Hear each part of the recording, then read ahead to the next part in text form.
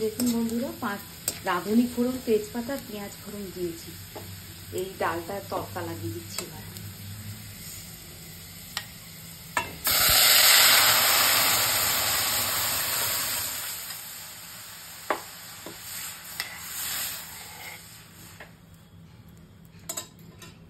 আর উপর থেকে এই গোটা সবুজ কাঁচা লঙ্কা দিচ্ছি, আর একটু ধনে পাতা।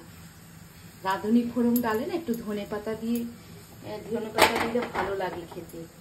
আর এই শুকনো লঙ্কা ভেজে রেখেছি, এই ওপর থেকে একটু দেবো, ভেঙে দেবো।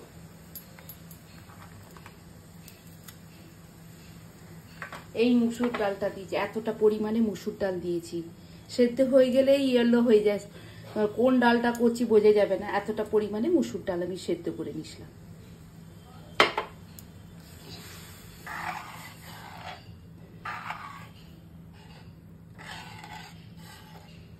তরকাটা এইভাবে দিয়ে একটু ফুট দিয়ে দিলেই তো খেতে ভালো লাগবে।